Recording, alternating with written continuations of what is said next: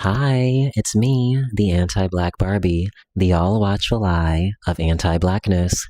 So I made a little bit of a mistake when I was uploading this video originally. Unfortunately, one of my Grindr or Reddit screenshots that I had for one of my race play videos ended up popping up in the video, so I had to cut it out. But I wanted to go ahead and upload it because I really enjoyed the conversation that I was having with you all, and it was definitely noteworthy to be uploaded. So I hope you all enjoy the video, and if you enjoy, like, subscribe, and comment. It's also probably good that we're doing it this way because I think in the original video, I did not have my audio on for the first 10 minutes. So that's great. Here you go.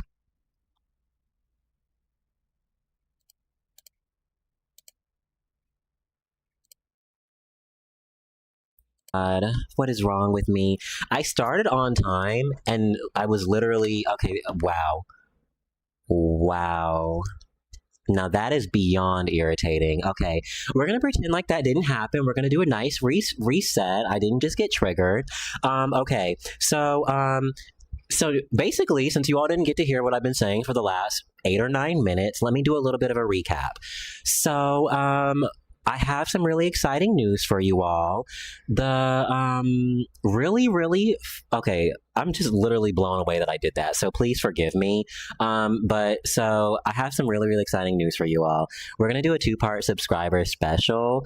Next week, I'm probably not gonna make any videos. What I want is I want to be able to have you all come up and just chit chat with me and like just spill some tea and like, whatever we need to be. Like if we want to be shady, we can be shady. If we want to talk about our experiences with colorism, racism, or whatever happening within that week, I'm just really excited to hear from you all. We are finally at 2,000 subscribers, and I mean, it's a dream come true. And I'm just like, you know what? Like, let's get in here. And like, I want to hear from you all. I want to hear from the people who are making this channel what it is. My last, like, my second to last video had around like 700 hours. My last one had around 500 hours. And I'm just like, I'm really grateful to you all. And like, yeah, we need to definitely hear from the people who make this channel what it is. So I'm super excited to be able to have you all on and just like be able to talk because of course we can like, be messy in the comment section, or I can hear you all like what you're saying, but I want to actually hear from you all, and I actually want to promote some of you all's channels. We have so many talented people, so definitely be on the lookout for that. I'm going to try to do the 2-part subscriber special one time on Thursday, and then the second time on Saturday. For anybody who may have missed it. So definitely be on the lookout for that. And if you want to share something, you want to have whatever ready, please feel free to have your stuff ready so I can go ahead and put you on the channel. I would love to be able to share your stuff off. So, that's just kind of like what I've been thinking about. I talked about it a little bit on Twitter, but I really want to have a special moment on here because this is obviously where the platform is going. So yeah, that's what we have planned for next week. But so yeah, we're gonna have to get started. What do y'all think about this border? I've been trying to spice it up for you all, make it a little bit more intricate. And what I'm trying to do is put the people in the bottom right hand corner so you all can kind of like see who we're discussing in just like real time, so we don't have to like try and guess. Because sometimes when I do let me take this down so you all can see. Sometimes, where is it? There it is. Lord, and I already forgot what I was going to say. So sometimes when I don't have the border in front of me, I'm like, I forget like what I'm supposed to be like going on a tangent about. But I love the fact that the people are over in the corner because it just like adds like a nice little touch. So hopefully you all enjoyed it. I worked very hard to put it in there. Well, not really that hard, but I added a little effort. So anyways, let's kind of get to what we actually need to talk about. what do you all want to talk about? Or do you think we should start with the EJ Johnson situation? How are you all feeling about that? Because I'm not going to lie to you all. I said this in the beginning of the video. I have been borderline triggered for like the last maybe 72 hours. And like, I know I probably sound like partially sane right now, but like, I've been going back and forth in my YouTube comment section with people because like, I've been going back and forth with people in my comment section at 1 a.m. acting like a complete maniac. So, the situation has really irked me because I feel like what I feel like is a very simple situation and what I think everybody should be able to understand has just kind of like turned into just like a complete shit show and like something that it shouldn't be. So again, I apologize if I get a little bit hot during this one because it's just very personal to me. But so to kind of get started, now that we have done our introduction after being on mute for like the last 10 minutes, I have just kind of just been keeping my eye on the reactions. I'm like, I need to educate myself. I need to understand, where did I go wrong in the conversation? How can I refine my talking points? And I just honestly had to just really like go through a few different situations. And, I learned a lot from it. And I'm just going to like do a little recap. We're not going to talk about EJ for very long, but I definitely need to get this off my chest because I am beyond irritated. And having so many other feminine presenting people as well be able to share their experience in the comment section was very rewarding and like very refreshing because I felt like I was going crazy. I really did. Let me read the comment section. I feel like EJ needs to get some self-esteem and stop chasing straight men. We'll talk about that. Julian, Steve, oh shit, not weirdos being weird, yeah. LeVar says, I don't care much for talking about the EJ Johnson situation. What about it don't you like? Is it like just exhausting? Are you just tired of that subject? Julian says, I have every right to be triggered. Thank you. It is very triggering as somebody who is feminine. Joseph says, people are so hung up on the terms EJ used that they are disregarding everything else they said. I agree. And that's like what's irritating me the most. The EJ stuff is spinning out of control for no reason. It's insane. I agree. James Light says, I'm not gay yet here. Your videos are so interesting. Thank you. I appreciate that. We're happy to have you here. I love being able to spread any kind of information that I can. So yeah, we're not going to talk about it for long, but I definitely need to kind of like address some of these situations. So Justin says, I didn't get the vibe that EJ was chasing straight men from what he said, but maybe I missed something. I agree. I didn't get that vibe whatsoever. I thought they were sharing their experience about being discriminated against in spaces that, they thought were inclusionary, but, maybe I heard something different as well. But I kind of just want to, what really kind of bothered me is, I put it to the side and I wasn't even originally going to talk about it. But then this Carlos King panel just kind of like came up and it just, let me tell you, it irked me to my core. What EJ thinks isn't important to me. You know what? That I understand, hun. And for me personally, it's not about EJ and what they think. It's more so about the conversation that is surrounding what they said. That's more so what bothers me. Like when I hear people say that EJ's reality does not exist, that's a hard no for me. Like, I understand like maybe if you don't agree, but it's like, for me, as someone who is feminine as well and who has like kind of had that experience as well in spaces like that, like I didn't like the amount of pushback that people were getting. So let's see. Fritz the Witch said, I didn't get that either. Hey, Fritz. I'm happy to see you here. I think this is the first time I've ever seen you in here. So it's really good to see you. It's Jason Lewis says, I'm newly out, so maybe I'm just learning a lot. The last video was like water hose of information. Good. Well, I'm happy you were able to learn. So you know what? Enough of me ranting. Let's get straight to the content, right? So Carlos has a panel of three people who do not share the identity that EJ does. I will say this woman, I'm going to talk about her a little bit, but like, we're going to chit chat about that soon. But I just really want to let y'all know, like, the format is already starting off wrong. Like, if you're going to have this conversation, you need to have it balanced. You don't have three people on a panel who disagree with the person that we're talking about who can't defend themselves. But let me not get ahead of myself. Carrying the reason why I want to have my three beautiful friends, Quentin, Dustin, and Blue, as today's topic is dating while Black and gay. And the reason why I want what? What'd you say, Dustin? I'm out of here. I didn't know that's what we was talking about. Right. Why Who am I was here? gay, Carlos? Well, listen, my pronouns are he and him, and I am a card-carrying homo. Yes. Same. I'm a practicing homosexual. Thank you. Okay. I'm a tired pansexual. You said tired? Yes. You all suck, okay? I've dated all of you. You all suck. I'm a tired pansexual. And Quentin, what are you? One of the old gays. Especially how I feel this morning, y'all. Forgive me, y'all. I'm dragging. I went out last night. Shouldn't have. Stayed out longer than I should have. Let me skip her because I'm about tired of her ass already.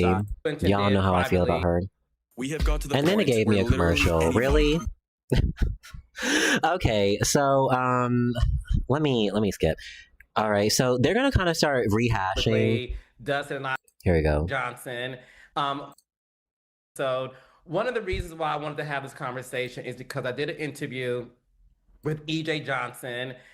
We all talked about it. Me and Quentin did privately. And he talked about it publicly. Dustin and I, the same thing. Blue, this will be our first time hearing your perspective of it. But again, this is not to dissect the EJ Johnson interview, because I think we all did a good job covering it. It's more so to talk about some of the nuances and issues and concerns that happens when you're gay and Black in the dating pool. And I wanted to start off with you, Blue, because we haven't heard your perspective yet on the EJ Johnson interview. One of the things he said that was very controversial, and Quentin and Dustin, you two can obviously share your thoughts as well in case they haven't heard it yet. But one of the things that EJ Johnson said as a person who said that they want to go by EJ, they have no problem if people say he, because he doesn't take it that personally unless he feels like it's disrespectful. So I want you all to know that if you say he's not offended by it.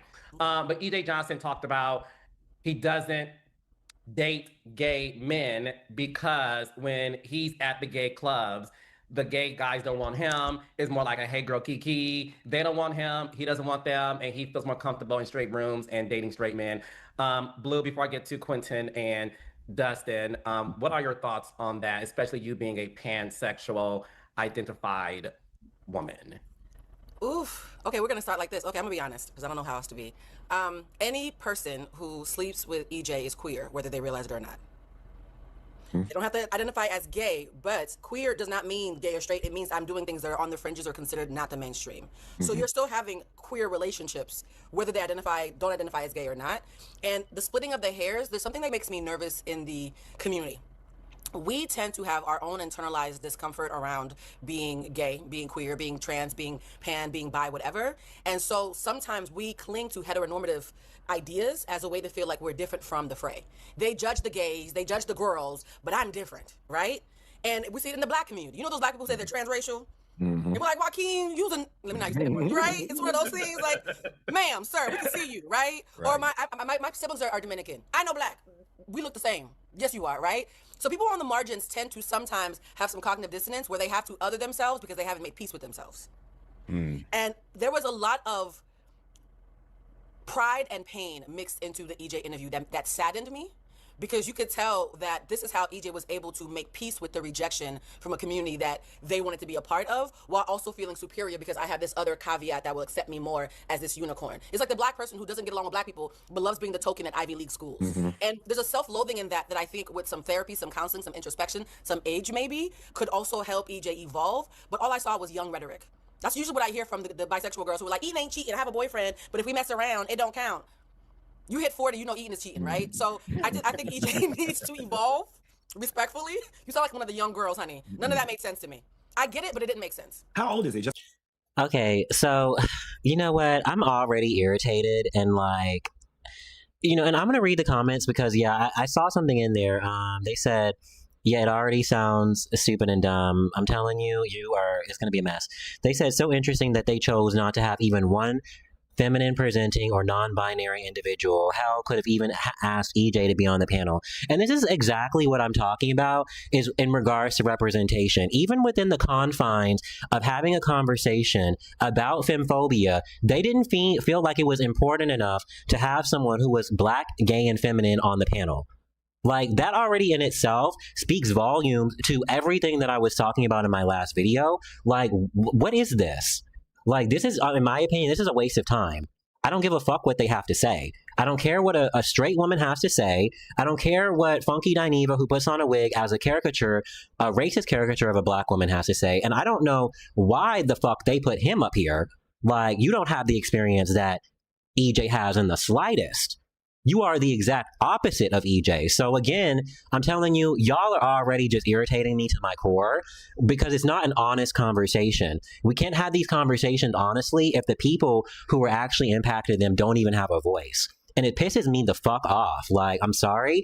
And like, I need people to understand, like, I said in the beginning, like when I was on mute, that I am triggered, and like, I don't tolerate like this behavior. This is irritating to me. And it's like, the amount of gaslighting that goes into these conversations when it comes to the lack of representation that feminine men get is like, it's so exhausting because like I said, we can't even have not one of them. We can't have one of them. Okay, she's pan. Well, she's not. For me, is she like trans? Is she like queer? Like, is like what? Because this is my whole point, is this is a conversation around EJ, who is a gay man who present someone as a woman. So why is nobody there even in like remotely in line with that? Why is that? Like what is happening? Like, so you know what, let me not get too heated because I'm already annoyed. And it's like, the thing is, what's frustrating me is like she's reducing everything down to what's being said. EJ made some very valid points, and it's like when people are sitting here saying, well, you need therapy, like, okay, really? I need therapy because I'm being discriminated against in spaces that are supposed to be inclusionary towards me. It's like, okay, so let's break it down before I really get started, because I'm not going to tolerate any kind of gaslighting in this conversation going forward. Queer feminine men are not represented in porn. They're not represented in media. They're not being asked to do magazine interviews. They're not showing up on Gay Magazine. Like, they're hyping up Jules, like we said in my last video. Where else are they not being represented? I have a whole list, actually. Because I was being really petty. And I'm like, let me see. Let's see. You know what? They're not. And you know what? Let me stop. Let me stop because I'm getting irritated. But it's irritating, and I'm just like, I think I would have just been really at least somewhat satisfied if there was a queer person, a feminine queer person on there. But it's like, all right, this shit is already irritating. Yeah, so she said no, she's not trans. Okay, again, you're like, I'm not trying to be shady. Like, I'm fine with her being here, because we should have women on the panel, because there was a comment that EJ made towards women that was shady, and I am going to unpack that because it was not right or appropriate whatsoever. And I'm not saying that she doesn't deserve to be here, because if you insult a group of women, then yeah, they deserve to have their opinion. But in regards to EJ's experience, girl, I don't know what you're talking about. I have no idea what you're talking about. I'm not the kind of person who's going to walk up to a woman and say, well, your experience isn't valid because, you may have said it a certain type of way. That's not the kind of person that I am. Like, I'm going to say, okay, you know what, love? I don't understand. Like, I may not have this experience. I don't have any experience walking in your shoes. So let me go ahead and listen. Let me hear what you have to say. And maybe the delivery may not be the best, but it's like the fact that they are just flat out just saying, you need therapy. Like, girl, I cannot.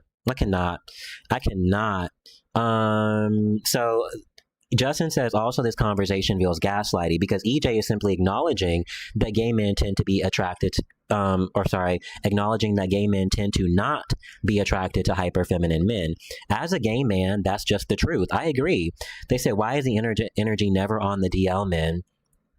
That is a great question. They said the average man that will be attracted to EJ will most likely be attracted to women / other hyper feminine people. That's all EJ was saying. I agree. And it's like, here's the thing. I want people to understand, like, when we break the conversation down, there has to be 2 layers to it. There's the concept, there's the scenario where EJ is just walking down the side of the street, living their best life. Maybe they're in a club, in a bar.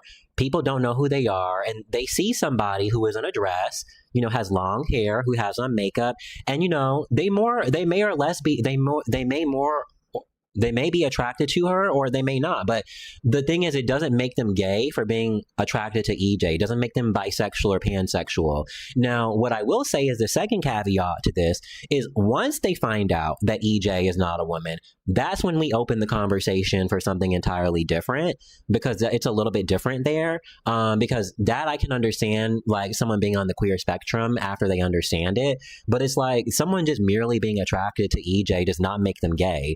And, I try to reiterate in my last video that there's plenty of women who, like I said, they may have like breast cancer, or they may have, very masculine features, or they may not care to present themselves very feminine. There's plenty of masculine women.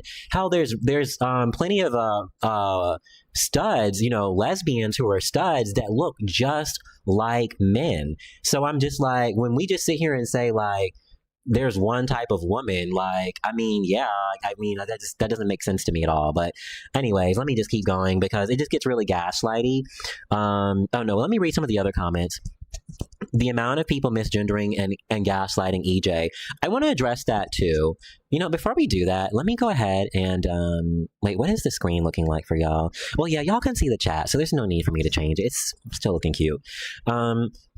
Yeah, no, I think what surprised me about Carlos and how they started the conversation off was that EJ said that they were fine with being called he and him. But when you listen to the interview, they were like, I prefer like to be called they or like she. It doesn't bother them. So now I'm confused and I'm like, did I miss something? I don't know. Let's see. They'll choose a masked straight man over a feminine queer man. I agree. Let's see. The entitlement is bonkers. Okay, let's keep going. Let me stop stopping for so long. Just for shits and giggles. Yeah. EJ's 33 years old. Oh, okay. It's giving Arrested Development. You're a little long in the truth. Yeah, because that's what I was getting at. She ain't that damn young. Thank you. But the Arrested Development. Now, okay, again, and I don't mean to be like disrespectful, but as somebody who has a minor in psychology, I need to see her degree. I need to understand what makes her feel qualified to say that someone has Arrested Development. Because, what are you talking about? Like, this is asinine to me. the mind is giving the young girl. She ain't that damn young. I think there were a lot of moving parts with this EJ Johnson thing, right? Because there was the way he identified, there was the I look better than any woman in the dress thing. He had that going on. Then it was the I like straight man thing going on. And then there's like the rejection piece from the gay community part going on. And I think for me, when I got ready to do my video, obviously everybody expects me to go in and have. And I was like, let me take a different approach here. The gay community can be cruel and unforgiving when it comes to dating and when it comes to femininity. We're not going to pretend like a premium is not put on masculinity. And if you are feminine or close to trans or androgynous or any of those other things, you are at the bottom of the dating totem pole. Okay, you are. And then when you factor in before EJ became a woman or started presenting more feminine. And then an ad came. Oh my God. Lord. Jesus, fix it. He still was an overweight, 7 foot tall, size 17 foot boy. You know what I'm saying? And I imagine he had a difficult time dating as well. Body was a little flabby. You know, you're tall. Excuse me? You're feminine. So I definitely understand where this, I don't date the gays don't really want me and I don't really want them thing too. I think that I don't want them back is a defense mechanism. Yep. Or whatever. You know what I'm saying? Because you cannot tell me having a size 17 shoe that you feel safer in Neiman's Cafe amongst heteros. You can't tell me that. So it's just not. This is what I'm talking about. Like, this is just like here's the thing. If you feel like what EJ is saying is not valid, just say that. What is with the flabby body comments? What's with the 7 foot comments? like, what is that? Like, that's what I'm trying to understand. Like, I'm like, I need to understand the animosity, and I understand where it's coming from, and I'm gonna read it off to you all a little bit later because I figured it out. But it's just like when in the moment when I was listening to it, I'm just like, girl, the amount of hostility coming off of this person is so disgusting, and I think she's trash. Honestly, I literally wouldn't spit on her if she was on fire. Like, this is not my type of person at all. Femme gay men also tend to not want femme gay men either. I agree with that. I think that is a fair assessment, and that's also something we have to talk about. We do have to get better in regards to being less hypercritical, and it's definitely something that when I was younger, I also struggled with as well. When I was younger, I needed the person who was super hyper masculine, and now these days, like, it doesn't bother me. Like, girl, if she wants to paint her nails, she wants to get her hair done, like, who cares? Like, it's just not going to bother me. But I definitely do agree with you that it's a problem, and I was very hypercritical of a lot of people that used to try and entertain me because I was like, girl, I'm the girl in the relationship, like, and that was a mindset that I took on, and it's not right or appropriate, and it's definitely not fair to treat other people because a lot of gay men do have a lot of feminine tendencies, and it's just natural, and I don't think that they should be penalized for that either. Let's see. I don't know who this guy speaking is, but I certainly don't like them. I agree. EJ is shorter than most people think. EJ's 6'2". Yes, they are 6'2". Where the hell did the 7 feet come from? That's exactly. I'm like, what are we doing? Possible in my eyes. I think, like Blue said, the pain and the rejection, he's created this whole narrative. But you a whole big man. Oh, beautiful, but you a whole big man. Okay. In every setting that you walk into. So this delusion of, I'm a woman and I'm giving it to him better than, I just took a little exception with that. Okay. All right. Yeah, I saw it. You know what? So it's like, and this is what I'm saying. Like, and this, if I was a moderator and if this was this was my show, she would have been escorted out. Like, this is not how you're going to talk about one of my guests. Like, especially EJ came on Carlos's show. Like, I'm sorry, but like, Carlos is a Z-list celebrity. Like, Carlos, and no, let me not completely throw shade at Carlos. She's more like a C-list celebrity. She's climbing her way up the rank. So I'm not going to talk shit on her. I like her platform, and I think that she is talented, but she pisses me off with like the way that she lets her guests speak sometimes, because I'm like, what are you doing? Like, is she talking about big body? I'm like, girl, I mean, Funky Dineva, I'm sure if you took your shirt off, like, nobody would be sitting here fawning over you either. So it's like, what are you upset about, really? Like, I don't understand it. And it's like, they keep doing this thing where they try to body shame EJ. And it's like, girl, there's plenty of men who like tall people, who like tall, men like EJ, or non-gender conforming people like EJ. You know what I mean? So it's like, what is this supposed to be a dig? Like, do people not like tall people anymore? And it just really reiterates like how even something like height or weight is factored in these equations when it comes to desirability politics, especially when it comes to being a feminine presenting person. Anyways, let me keep going.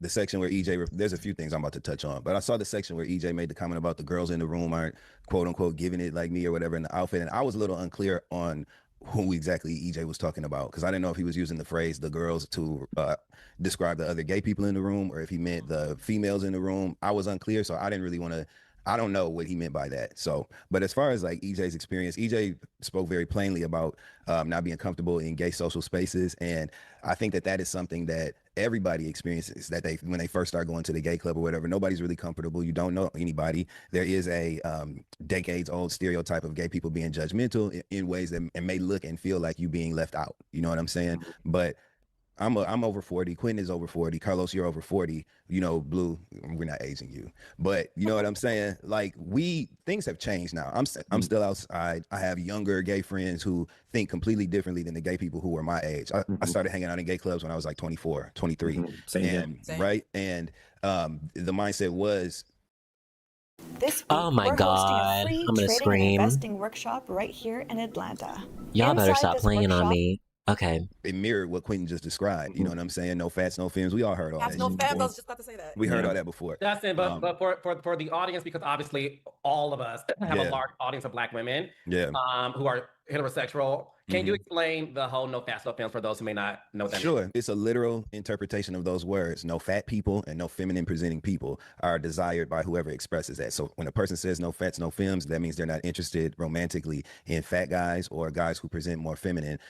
When you look at what they wear, how they speak, all that kind of shit. And it's a very archaic view. I hate even really talking about it here because now people are going to take that and dissect it and break it down and all that other shit when it is a viewpoint that we're describing from 20 years ago. So let's be clear on that. Also, we don't really need any introspective deep dives from all these other people and all these other communities because it's causing problems. Yeah. Quite simply. With the conversation that you and EJ had, Carlos, was beautiful and intimate and between two gay people who understood the context and the layers and the depth of the things that you were saying, the different meanings of the words, all those things. And if somebody wants to come in and learn that language and learn what those things meant so that they can actually understand an intention behind the speech, great. But if you're coming in and say gay people are wrong for saying this and doing this and you're not gay and you're trying to police the way that we talk to each other, I'll take an issue with that personally. So I was kind of off put by what I felt was a private conversation being interpreted and manipulated by all these people who have no understanding of the context, no understanding of gay black history in this country, no understanding of ballroom culture and ballroom lingo and what those words and gay colloquialisms mean. It was a bit frustrating for me to see so many people have so many strong opinions about some shit that they really don't know anything about.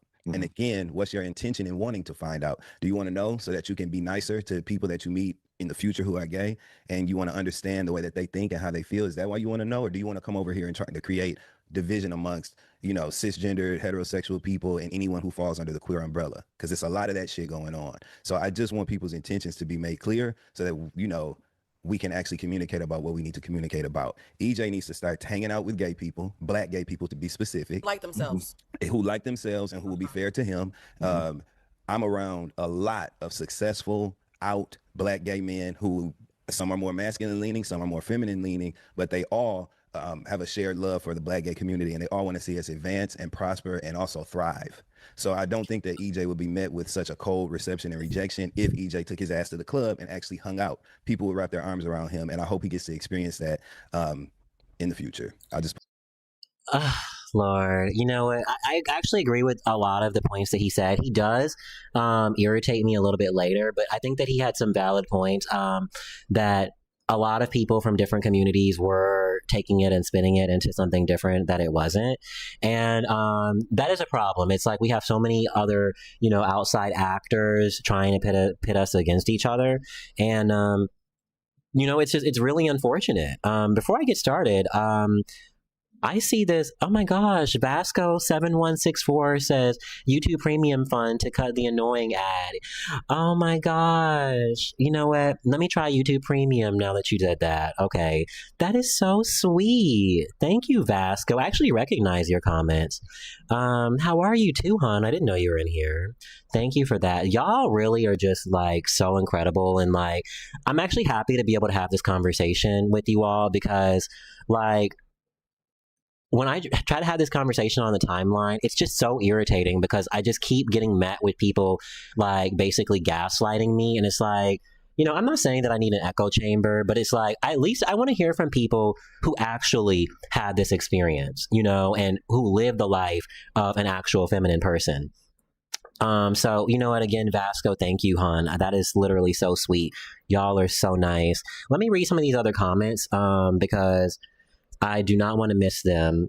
Fred said they had to outgrow that as well. Yes, I did see your comment earlier, and you, especially as feminine men, we have to be better about not being hypercritical of the men we date because, again, you have to be the change that you want to see. And, like I said, I have absolutely no issue with my man switching it up if he wants to. Let's see. Let me keep reading. Lord. I'm all over the place. They said they're really blowing his size out of proportion as that should mean nothing about his femininity. Exactly, Purple. But, kind of like I was saying is people really do equate height and size to femininity. And it's really, that's why I was in my sexual racism video, I talk about, intersectionality, because it's very important. I think that these people have this idea that these aspects don't intertwine. And Funky Dineva did a really great job of proving that they do. Honestly, my talking points aren't that bad today. Let's see. From 20 years ago, there are profiles. Oh, sorry. Let me start with this one. Aaron says, "Who's the person in the NY hat?" I do not know. I may be able to go in the beginning again. I think I played the beginning and they said his name. Carlos did ROHOA and left in season 9. It's rumored he helped spread the candy rumor. Yes. So yeah, let me not talk shit about Carlos because, she may be irritating, but she's an established girl and, I aspire to be as booked and busy as she is. So kudos to Carlos. But I don't like the way that he's letting EJ, fend for himself. Purple Flirt Perp says, from 20 years ago, there were profiles with that in their bio today. Exactly. You know what? Exactly. You know what? Before we even get started, I'm sorry. I know we this may be a little bit of a longer live stream, but I need to. Let me see. Let me make sure y'all aren't in my business because I had some screenshots saved of this guy who messaged me, and it was so funny because it's a great example of like what I was talking about. Let's see, and I need to go ahead and show y'all because I'm like, girl, y'all playing with me. Where is it? Oh my gosh! Please don't tell me I lost it. Y'all, this is about to irritate me. I had all my screenshots saved. And then oh no, and then oh my God. Oh, wait a minute. Okay, I have it. Okay, y'all, ignore me. I opened something in the background and it was not appropriate. And, I got a little bit nervous. Y'all, okay, you know what? I don't have the screenshot, but I'm gonna send it to myself and we're gonna look at it in a minute. I'm gonna play the video and we're gonna talk about it because there's people in their bio to this day that are still saying no fats, no femmes, or not no fats, no femmes, but looking for someone masculine. LeVar says, I'll start donating in the future. Oh my gosh, that is literally so nice. The thing is, y'all don't have to, but if you want to, that is literally like such a boost for me because, every little penny counts, right?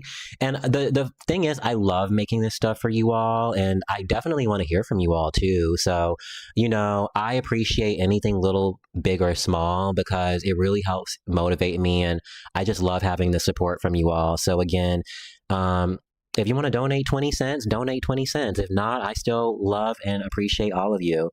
EJ doesn't need to be around gays like Funky Dineva.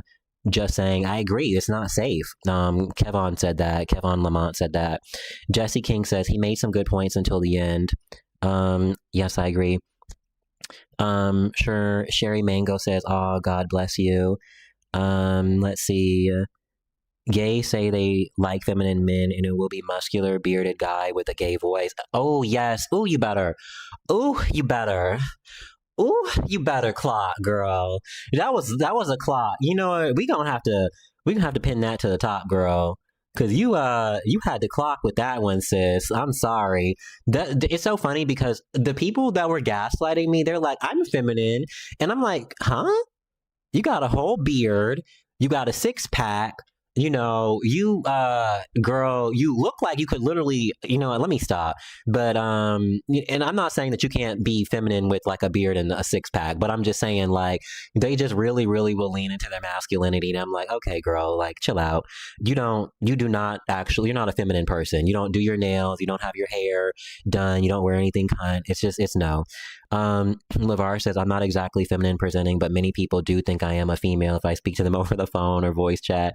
Lord, I know that's right. Everybody thinks I'm a woman for whatever reason. Dustin is a popular podcaster. The only thing EJ said that annoyed me was that they look better than most women. Yes, and I let me tell you, we are gonna address that because that is never appropriate to do, and I'm never gonna condone that. I really just like I don't respect that at all, and I love my girl, and I love that she's delusional.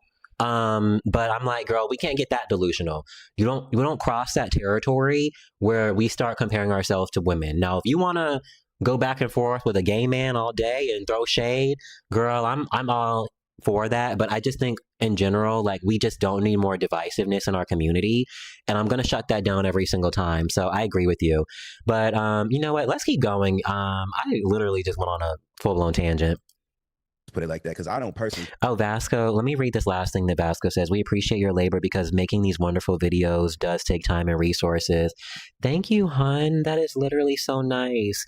I'm not going to lie to you all. There'd be some times where I literally will sit at this computer for 6 to 7 hours over like a 30-minute video, but it's worth it. You know, especially when they get like 700 to 800 hours of watch time. I'm like, you know what, girl, what is 6 to 7 hours of me, my life going away in comparison to being able to share that knowledge? So, let's go ahead and keep going though. We're almost done.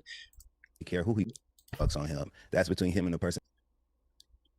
People who identify as straight or whatever, cool. But you see what happened. People took that and turned it into, oh, he's trying to take the straight men from the women, or he's trying to do this. And that, coupled with the off-color comments that he made about wearing women's clothes better than whoever he was talking about, has created this shitstorm of negativity. And I hate that part. Yeah. You know what? And going back, I didn't mean to jump you, Carlos. Going back to your point about if he hung out in black spaces with black gays, he would have known better than to get on Carlos's show and say some of that shit that he said out of his mouth. Oh, Lord. Me sitting here on this camera, I know the things that is going to get a visceral reaction from black women. I do when it comes to, you know, the topics of looks and aesthetics. And I knew the moment he was like, you know, and I'm giving it better than the girls, you know, in my dress. I was like, EJ, why would you say that? And, you know, another one of those moving parts that I didn't mention is the money piece, the privilege piece. You know what I'm saying? It's EJ plays up here in a world that many of us are not privy to. I imagine that world is white. I imagine that he grew up in a lot of socially white spaces. And we see what happens. I love when the black gays get humbled by those white WeHo gays. They take their black ass to the Abbey and be all up in them white boys' face, and them white boys be paying their ass dust. And I would also imagine that that's probably a lot of what EJ experienced as well, being in those white gay spaces and those white WeHo gays not really paying him no attention on a romantic level. You know who he reminds me of? That makes me sad because I fear that you'll have the same trajectory. Andre Leon Talley, where you're this big gay man who's fabulous, right? And you're tokenized and you're in all these beautiful spaces, but when you die, they don't even give you a tribute. It's the community that you look like that still says your name in the way that it deserves. You know what I mean? I mean, it's going to be up and stuck between me and Anna Wintour until the day I die, because I feel a way about how she did him, right? Vogue didn't do a tribute. Like, he gave so much to this white mainstream area, but when it was time for him to go, it was us who had his back. It was us who remembered him. It was us who revered him and understood his impact. They just threw him away and got the next token. And it breaks my heart that when you are someone who is othered, and being black and gay is a double othered, right? Being femme is a third othered, right? And then you're in these spaces, they don't really see you. Like, you're just a token. And when you really, really need your community, a part of me is sad because I do think that there is a beauty in the black queer community that he is kind of separating himself from. 100%. Yeah, and part of that makes me sad because black women, I'm going to talk to you because I know a lot of you are like, wait a minute, I thought you were straight. Whatever. We need to understand, I'm very straight presenting, I get it. I tell people that I'm paying at least once a week because everybody forgets, right? Yeah. And I will say this. Pan pizza. Right? Everything. Please be careful because the reason why they say no femmes and fats is also misogyny. Right? The reason why gay men are attacked is because they remind them of us. And so why would you help someone attack someone for reminding them of you? That's why it doesn't make sense to me as a black woman to be someone who is helping bring down black gay men, because it's the reminder of us that makes them get attacked. And I'm going to tell you something. Quentin hit the nail on the head when he said that EJ needs to hang around some black gay people. He needs some brothers. He needs some black gay friends who have socialized with black gay people and can school him a little bit on certain shit. He was speaking as if he has no connection. The things that he was saying, you get advised, you get enriched through your friendships, especially in the queer community, because a lot of people have been excommunicated from their families, don't have no support any other way. And so we have formed a real community, a real brotherhood. We build each other up. All those things are real. And if he had black gay male friends who understood his life, understood his family, understood his experiences, and could kind of wrap their arms around him and school him a little bit, I think that he would be more. Most AI God video bless tools America. feel like toys. Cinema Flow was built for Lord. film creators. He would just be more aware and more comfortable with himself, because I did see a lot of self-hate in the things that he was saying. I did see a lot of he seemed jaded and scorned a little bit in a way that I think could be fixed if he had some friends that gave a fuck and could school him, you know? Oh, Jesus Christ. It's just, there's so many assumptions, and just conclusions that these people are going to, and it's like if they did their research, well, here's the thing: we don't know what spaces EJ are in, and it's like, but I think what's really frustrating to me is that within that interview, we get to see EJ talk about how they're really closely connected to a lot of Black families and spaces, and let me try to see if I can find it because I actually think I want to. Yep, I think I have it ready for y'all. For once in my life, I am not behind the ball. I don't know that world because there's so few of us in the world who actually like really move and groove in that way. Did you feel like Okay, wait. Devereaux of like some show? Okay, you know what I'm saying? Like we need that. We need it. We need it. One place where we really do need it. We need it on White Lotus. We need a rich Black bitch, like really badly. Like we need that. I mean, come on. I love Natasha. Love it that she was working there. I'm glad she added color, but we need the rich Black bitch, like really badly. Because they exist. Because they exist. But I think that they're afraid because they don't know that world because there's so few of us in the world who actually like really move and groove in that way. Did you feel like that growing up? Like, were there a lot of Black kids in the schools you would go to or vacations? Yeah, I mean, like there was a few, but it's like number one, it's like we all knew each other, like growing up, especially like like a lot of us, especially the ones who were like in the same age group, like like we all kind of grew up together. So even if we didn't go to school together, like we knew of each other. Like the Wayans or like the Washington kids and I are like close in age. Denzel Washington. Oh yeah. So I grew up with his daughter Olivia. We're like a year apart. The Jacksons, Samuel Jackson's daughter is a couple years older than me. Like we're very close. Like like I grew up with all those kids. Okay. And also like some I came to know later, but like it's honestly like this. Yeah. And like I said, like we all know each other. We all know the players. Like if everybody goes to everybody's birthday parties and like events and stuff. But it's like it's a very small community. But it's like I just the writers and the producers like they just don't know. And I think we've always just like missed the opportunity for rich Black people, affluent Black shows. Like I want something so badly. Yeah. Like every time I watch one, I'm like, no, this is not it. This isn't it. It's like, Empire was a little more street. Mm-hmm. It wasn't not the refinement of it all, which was fine. And then there was a British one I watched on Amazon, which was also, I did just like about a hair care. Yeah. Like, that one wasn't right. That one didn't read. And that one that was supposed to be about the Hamptons. I'm like, this is not how people of this caliber behave. Like, no, that's just not, the class isn't there. The refinement isn't there. The language isn't there. Like, and also, as I'm also getting into writing too, I think I just have to write my own. I was going to say, the reason why it's not there is because first of all, you're right. You have to have a lived experience to even know that exists. And number two is because you haven't written it yet. Yeah, I'm working on it for sure. But it's very true. Because it's like, no one would really know because it's like the doors are closed for anybody to find out like what it really looks and feels like, to be honest. But a lot of it has to do with also learning how to flourish in the white world because like your schooling and, those communities you're going in with like the elite of the white world, the Caucasian world as well. And that's very important to learn how to not only be, but also flourish because these are the kids you're competing with. These are the kids you're learning with. These are the kids you're growing with. So the reason why I wanted to play that, there's two reasons why I wanted to play that because they are positioning this in their entire argument as if like EJ is not surrounded by people who are Black. And it's like, this is where I get frustrated. Like we sat here and watched an entire interview of them saying that they were in predominantly Black spaces. They have predominantly Black friends. You can even look to some of the shows that EJ did where they have close relationships with other Black queer men who are in these circles. So it's like, what are we talking about? Like, did I watch like an entirely different interview?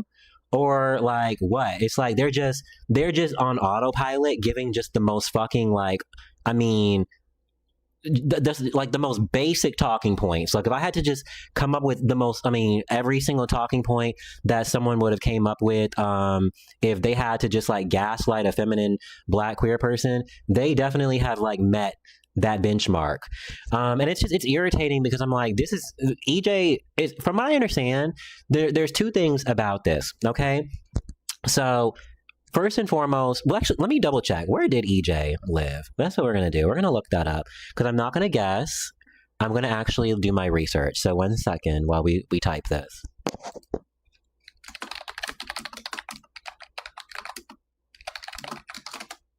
Okay. So they were born in Beverly. So let me get this on the screen so y'all can just like get the context. Wait, where is it? Where'd it go? Okay. Is it on there? Okay. So EJ Johnson, son of Magic and Cook Johnson, grew up in luxury Beverly Hills, California. They were raised in Pentecostal Christian faith and attended school in the area before later moving to New York and attended NYU. So the reason why I'm mentioning this is like, you know, despite them being in a predominantly white area, there was clearly a concerted effort for them to have relationships with Black people. And so it's like when they paint them out to be somebody who is like essentially just like seeking out white validation, it's like, girl, I really don't see that. And maybe I missed something, but it's just like, it just does not seem consistent with what I saw. And it's just really exhausting. But we need to kind of start wrapping it up. So we're going to get to the point. It's off-putting. Like, okay, here it is. We're going to get this last part and then we're going to switch over to the next topic. It's off-putting. Rich Republican white. Saying I did see a lot of just in a way that I think could be fixed if he had some friends that gave a fuck and could school him. You know, I ain't gonna do it, but somebody come home, could. EJ, come home. Yeah. I also think too, to your point, Dustin, he would have to drop that rich Republican white woman persona thing that he's got going on. Yeah. Because it is off-putting. It's off-putting. Like, dangerous. It's actually dangerous. Part of it is, the community don't mess with you. The other part of it is that air, and that it was just something about that air and that shoulder, and that just it was a little condescending at times. Oh, that she's laughing. I don't know okay. if that's just a byproduct of being privileged and being in those What's Beverly he Hills doing? circles. You're mirroring the What's going on? Is the brain up? Is the lights on? I don't know what it is, but that aura would have the to lights be on? dropped if you really wanted to make friends with other Black gays. And here's the thing. Here's the thing about the Black gays that I hate this whole picture that's being painted that EJ walked into the Black gay room and the Black gay guys were mean to him and didn't want nothing to do with him because of the way he presented. That's simply not true. I have friends of all different types, and people have accepted me into their friendship circles when we're very different. You know what I'm saying? And so this is what I'm saying. Like, okay, someone point to me the part of the interview where EJ said that. Like, at no point does EJ ever mention race. All they said was they go to gay clubs and no one pays attention to them. So it's interesting because on one hand, we have Funky Dineva saying that EJ is going to clubs with predominantly white people and being rejected. And then on the other hand, we have this person saying that EJ is going to predominantly Black clubs and being rejected. So neither of these people are even consistent with what they think. And it's like, it's just a bunch of projections. Like, which one is it? Like, and if the thing is again, like, you don't have enough information for us to be harping on this. But I'm confused by this, and I'm sorry I was talking over it, but let me go back because I'm confused with his like issue with this person's aura. Like, okay, you can be irritated by his aura, but like, what about he said, what do you have an issue with? Like, let's unpack that. This is like gaslighting, derailing, and deflecting 101. Like, you're doing everything you can to not address why there's an issue in regards to appreciating feminine men that he's got going on. Yeah. Because it is off-putting. Let's see, where does she do that shoulder? To your point, Dustin, he would have to drop that rich Republican white woman persona thing that he's got going on. Yeah. Because it is off-putting. It's off-putting. Like, dangerous. It's actually dangerous. Part of it is, the community don't mess with you. The other part of it is that air, and that it was just something about that air and that Girl, I can't. Anyways, let me look at the comments. So let's see. Julian, now who are you arguing with? Julian said, I just came back from arguing with my neighbors, LOL. I'd be rewatching the 15 minutes I watched earlier. Yeah, you can hit that fast forward button. I'm sure it'll catch up to me. Funky is not the person to be talking here and the biggest offender of his points. I agree completely, Aaron. EJ is a Nepo baby and out of touch still. I'm not going to lie to you all. I'm never going to come online and gaslight my audience into, pretending like EJ isn't moderately delusional, because they are. But I don't think that in this scenario, they're incorrect. Although in regards to the being shady towards women, again, I don't appreciate that. Aries Firebomb. Hey, Aries. I didn't even see you slip in here. Sorry, I was going on a tangent. Y'all, we're gonna have to meet Aries. They're a really, really good DJ. I'm really excited for you all to meet them. I've got a fashion designer too that I've been communicating with. He makes like a lot of clothing and has like a lot of Black models. So we definitely need you all to meet these people. Hopefully they show up in my subscriber special. Let's see. Julian says I'll get better, or it'll get better soon eventually. Jesse says, can they address that it's hard enough to make friends as a visibly femme black man, though? That's another great point. Like, even from a friendships perspective or an employment perspective, you're less likely to be taken seriously. And it's like, but now we're the ones that need therapy. And it's like, okay, we're addressing everything but the problem. And I love that for me. NYU is multicultural, so many black gays. You know, and the thing is, on top of that, EJ's last boyfriend was black. Like, this is what I'm saying. Like, I'm so fucking sick of these people, because it's like, girl, if we gonna come on here, come with receipts. Like, don't come on here doing bullshit, because now I got to get the picture up, because y'all not gonna keep playing on my sis. Like, I love me some EJ. I don't care. EJ Johnson boyfriend, because she just had a boyfriend, and they were black. You know, she swirled before. I'm not going to pretend like she hasn't, but this was her boyfriend. Let me show y'all real quick so y'all can know, because they not about to play on my sis name. You show my community love, I'm going to go hard for you, period, end of story. Oh, let me not click on that. I don't know what's going to happen. Can y'all see that? Yeah, y'all can see that. So, yeah, this was EJ's last boyfriend. This was, Star Milan. Oh my God, I didn't know Star Milan was the person he was dating. I used to watch her on YouTube. Okay, so that's cute. Star Milan is cute. But yeah, apparently these two are dating. And I'm like, girl, y'all are so full of shit. Like, I mean, EJ's literally out in LA. And here's the thing, she swirled. She has swirled. Let me keep it real. She has. But I mean, she's making a concerted effort to be in her community. And her most recent man is black. So I'm like, girl, I'm going to go with it. I'm sorry. I don't care how y'all feel. I'm defending her until she says, proves otherwise. But anyways, let's finish this out, because they get really annoying at the end. Shoulder, and that just it was a little condescending at times, and I don't know if that's just a byproduct of being privileged and being in those Beverly Hills circles. You're mirroring the Lisa Vanderpumps of the world and your mom's friends. I don't know what it is, but that aura would have to be dropped if he really wanted to make friends with other black gays. And here's the thing about the black gays, that I hate this whole picture that's being painted that EJ walked into the black gay room and the black gay guys were mean to him and didn't want nothing to do with him because of the way he presented. That's simply not true. I have friends of all different types, and people have accepted me into their friendship circles when we're very different. You know what I'm saying? And there's a real brotherhood. There's a real sense of, okay, it's hard out here for all of us because we all black and gay. So when you talk about this all the time, leaving the door open behind you for the people that's coming next, that's a real thing. Yeah.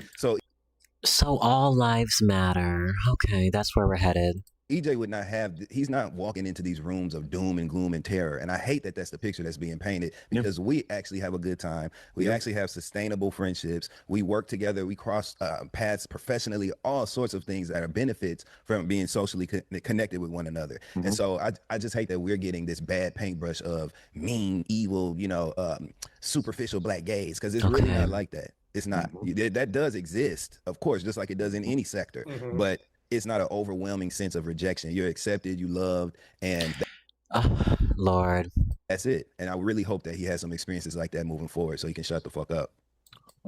So, you know what? That is pretty much indicative of how a lot of people who are not feminine feel. Basically, all lives matter. I struggle too, and that I can't basically acknowledge anything that you're going through. Pretty much. And the sooner you stop talking about it, the easier my life will become, because I have zero desire to date anybody who looks like you. Most of my friends don't look like you. Most of the people on TV shows, I don't want you looking like you. It's like the list goes on. It's just like, what are we doing? Like, and this is not productive. Like, and this is where it really, like, I think he showed his true colors. Like, he's like, I'm just over it. Like, I don't want to engage with this hypothetical because it draws attention to, me and my shortcomings. And it's just like, okay, like, cool. I mean, I guess if you want us to stop talking about it, you can feel that way, but it's not going to happen. So, I mean, be upset all you want. Let me see. Let me keep reading. We got one of our new subscribers in here. But let me read. So, Lord, I got to read some comments. Y'all are definitely putting some comments in here today. Thank you. Anthony Daydreamer says, so what I'm getting at is that they feel a way because about EJ because he is a femme gay man that is obviously a rich gay man. Like, I'm truly confused with the people. I mean, confused with them in this panel. Like, okay, girls, I agree. I'm confused. I'm very confused. LeVar says, take a breath. I probably do sound like a psycho. I need some water because they got me hot for real. Let's see. What else did they say? Unfortunately, this is a. Julian says, unfortunately, this is a thing, or the way someone acts is just plain ignorance. Okay, I think I missed that. I'm sorry. Let me try to go through this. Jesse King says they did no research, just vibes. I know, it's like they just said EJ is a white man's whore, and I'm like, girl, like, and I really want to humanize EJ, and like, this is like why I find it so important. Let me go ahead and show you all this really cute clip that EJ had with another Black queer person that helped them come out to their family. Like, they are painting this person out to be literally like the spawn of Satan. And I'm like, girl, there's so much documented history of like them really caring about the Black community. And like I said, the fact that they went on Carlos King's show of all people, like, EJ is of a status where they don't need to go on Carlos King's show. Like, if they want to go on anywhere they want to go, like, they could easily go there. So the fact that they, decided to use their time and energy to help Carlos speaks volume to the kind of person they are. And I just want to show, you know what? I don't know if I want to show this because I want to get a copyright. I did not check this before, so I'm gonna avoid it. But I really suggest you all looking at this clip because it's really, really powerful. It's EJ just kind of helping this person come out to their parents or like giving them advice and, building up their confidence. And that was when I really just got to know, EJ as a person. And I was like, I like this person. I do. Yeah, she's a little bit of a snob, and so am I. I'm a little bit of a snob in some ways, but like, I think that you can really tell where her heart is, and that's what matters to me. But you know what? Child, these comments are blowing up. Y'all are really, really coming through with these comments today. So, Lord, I cannot keep up, child. Okay, so I have to acknowledge someone who's in the comment section because they are a new subscriber and I haven't seen them in here before. So Vengeful Mo, it's really good to see you in here. I saw you in my comment section a few days ago or yesterday or so, and you was getting your life. You was looking at my Doughy Daddy video all the way from last year. So I really appreciate that. Let's see. Julian says, I'm not denying that people project masculinity or femininity onto people based on behavior, but collapsing the awareness into the phrase gay voice is oversimplifying. I'm resilient to anti-intellectual talking points. I definitely understand what you're saying. Derek, oh my goodness. Yes, Derek. Y'all need to subscribe to Miss Derek. That is one of my girls, as well as, who else? Yeah, subscribe to Julian as well. Derek is normal is in here. Love them to bits. A great Twitter mutual. Dustin should know better. This is wild. I agree. I'm like, what on earth? Dustin, you are speaking from a perspective of the total opposite end of the spectrum. Exactly. Like, and that's what triggers me. Is like, I'm just like, this is what happens because these are the people that, are deemed desirable as, okay, let me stop. I'm not going to go on a list, but since these people are the ones that are deemed desirable, they're the ones that get the visibility. And it's like, it's so frustrating because it's like, it's again, like I said in the beginning of the video, for the people who may have missed it, the panel is not reflective of who is actually being affected. And it's like, you don't have anybody, like, she is a woman. Funky Dineva is nowhere close to EJ. And this is clearly like what most people would find conventionally attractive. He's, cis hetero, he's lighter skin, he's fit, he's very attractive. So it's just asinine. Okay, we really got to move into the next topic because but the comments, I cannot keep up with the comments, Lord. Yeah, they brought up her voice and height. Like, girl, exactly. Shane, hey Shane, how are you? It's good to see you in here. Let's see. Why are they picking on EJ? Lord, they are going in. They are a hot ass mess. Barbie, you are the most picky friend I got. LMAO, I am a bit of a snob. I am a snob. I don't really like, honestly, I hate, and I don't take pride in it, but I just know like how I come across. And I'm not the kind of person that's going to gaslight anybody into like thinking otherwise, because I know that sometimes I can get a little bit, out of control, and I have to work on that. But, Rome wasn't built in a day. So desirability was never created equal. It was not. Vengeful says, Barbie, it's a pleasure hearing you. Yes, thank you, hon. It's a pleasure having you. So we're gonna end it out. Carlos does come in. When we talk about Carlos does slightly redeem himself at the end. Wait, what is my cat doing? Lord, she doing the most. And then an ad came, of course. Jesus, fix it. And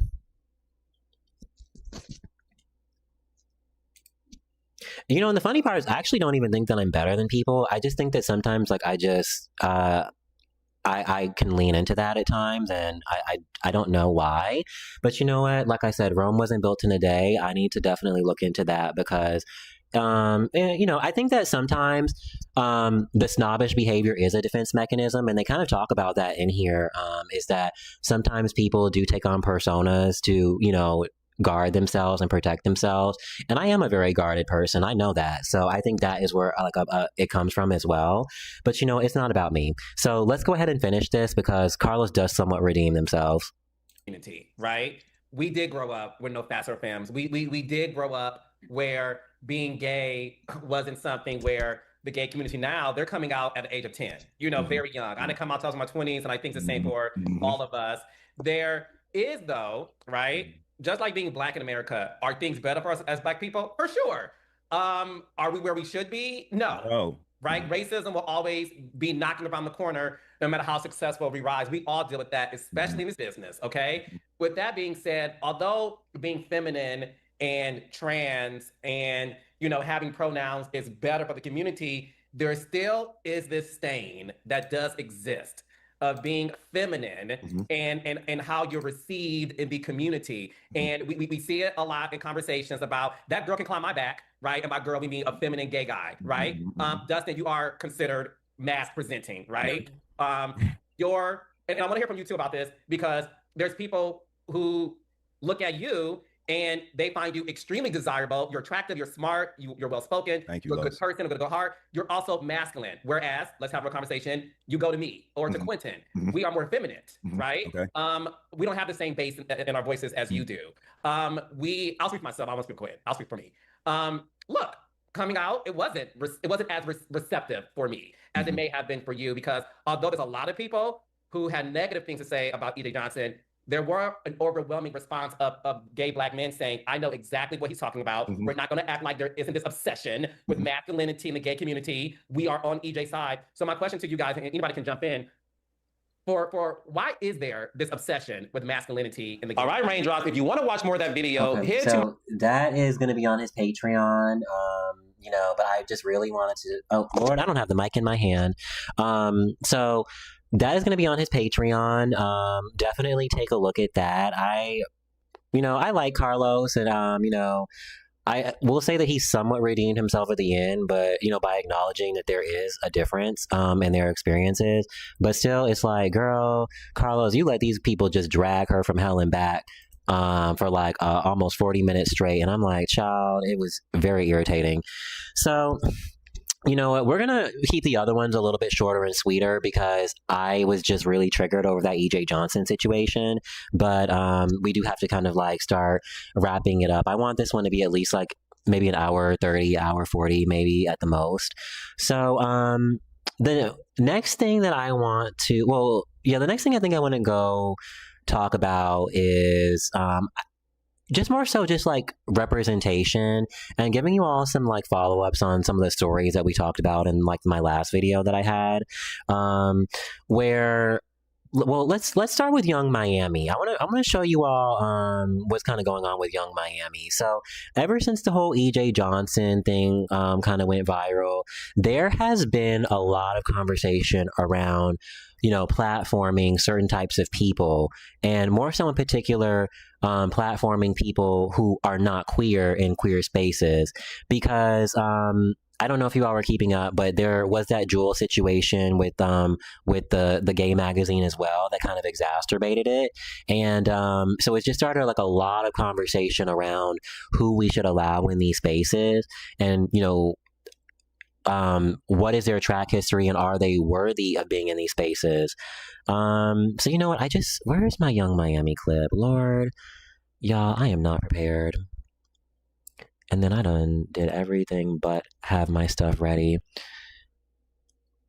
Y'all, give me 1 minute, because now I gotta go through my bookmarks on Twitter, and I'm like beyond irritated with myself. So, okay, let's see, here it is. Oh, wait a minute.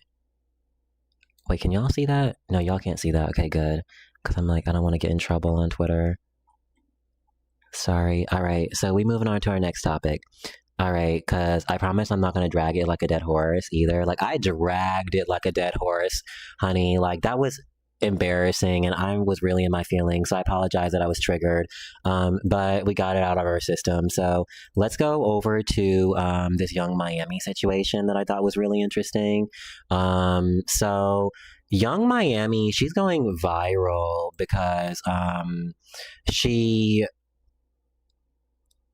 was made a judge in, let's see, one of the ballroom categories. I'm just going to show you a little bit of it. It's going to be muted, but I just think it's funny. I want to give you all some context. Oh wait, Lord. So here's Young Miami. She's she's having a good time. And normally you wouldn't think that there's anything wrong with this, right? You're like, you see Young Miami, and maybe she's out here supporting her gays, or her femme queens, and obviously they're paying her a large amount of money to be at this event. It's a very high scale event for a lot of queer ballroom people. And let me go ahead and show you all this little thing that she decided to share with us, because this is going to be really funny. Well, I'm not going to say it's going to be funny. Lord, I'm all over the place. I'm so disorganized. Give me 1 second. I want to share with you this clip that, or I want to share with you something that she said that really kind of resonated with me. Lord, y'all, forgive me. I'm struggling.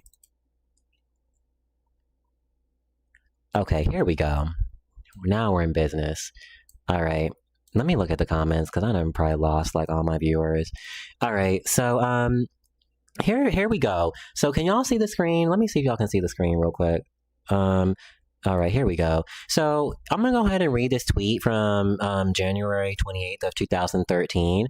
So she says under her Twitter account, "Boy, oh boy, if I ever see any type of gay shit in my son, I'ma beat that bow so bad." So I don't know what a bow is. Maybe I'm assuming that's boy.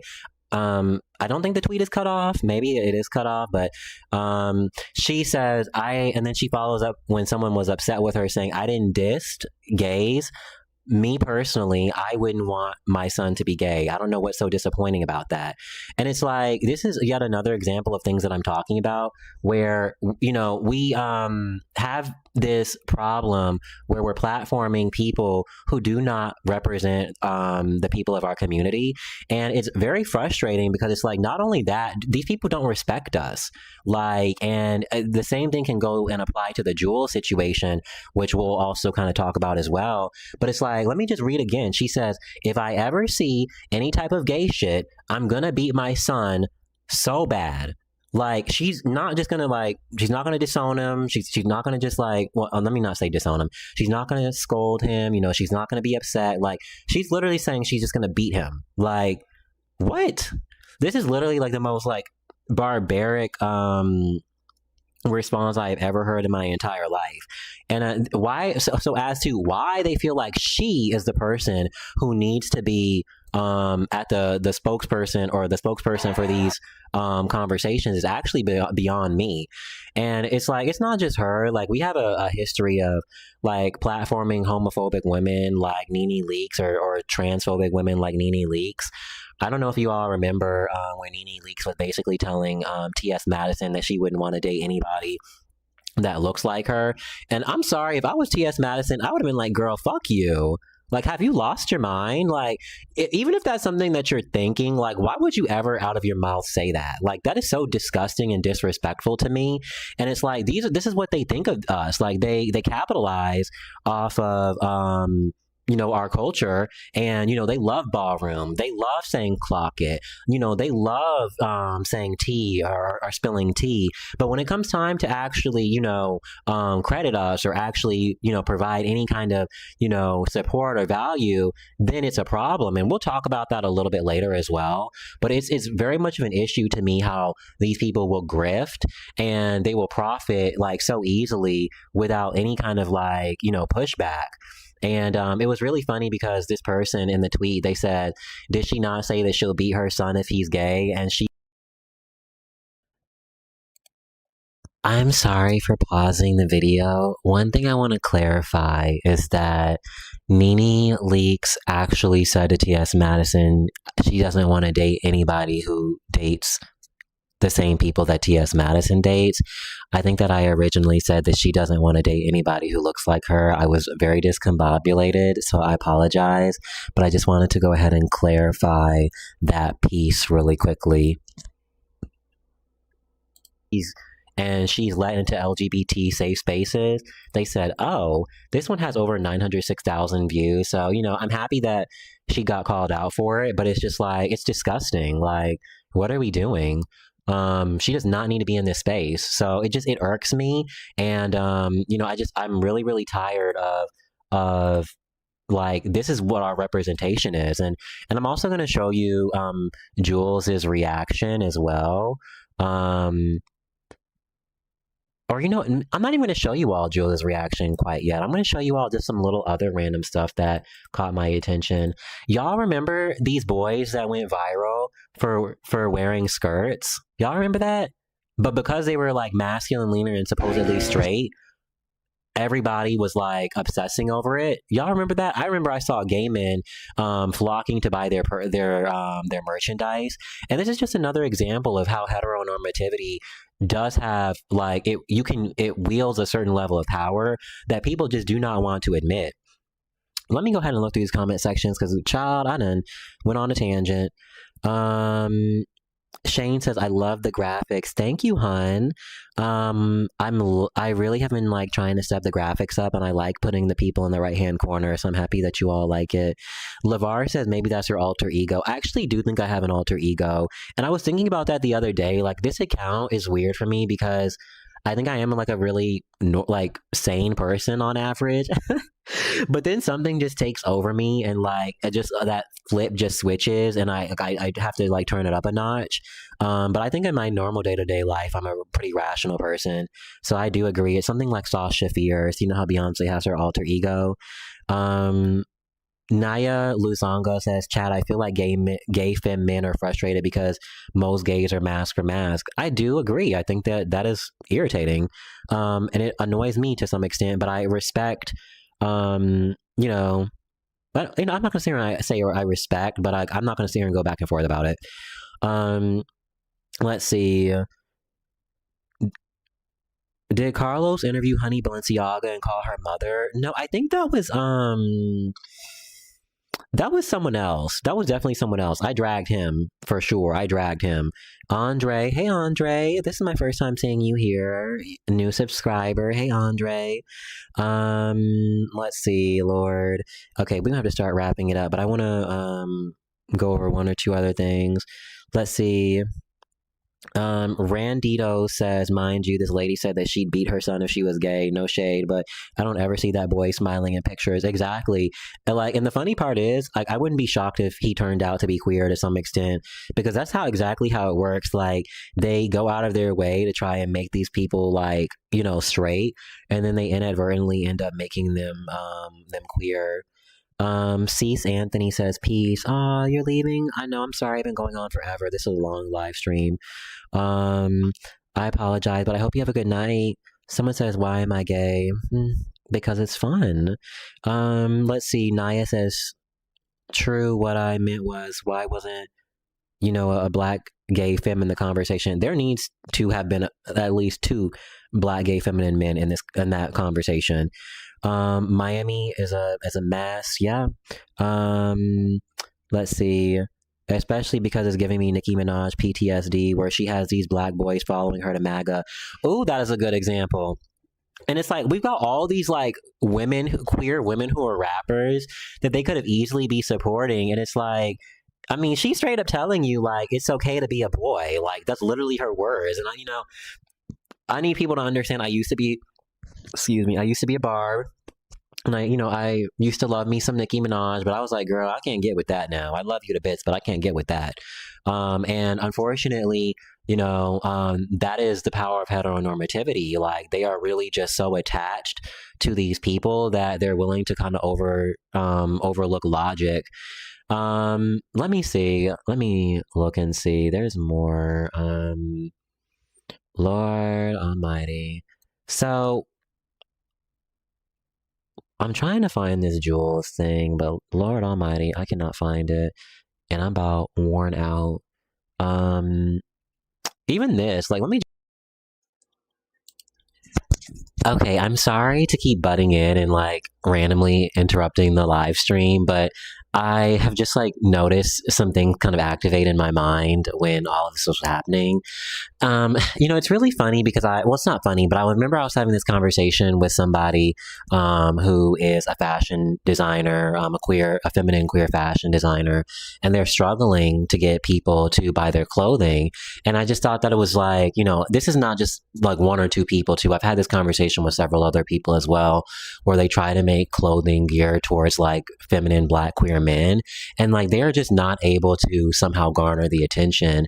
But I thought the really interesting part about that whole skirt thing was, I remember seeing so many gay men go up for the skirts and basically get them sold out almost. And it's just like, it's definitely something noteworthy. And again, it's just like yet another example of how we don't actually support the people in our community, because there are so many talented queer people who are fashion designers that just get zero attention.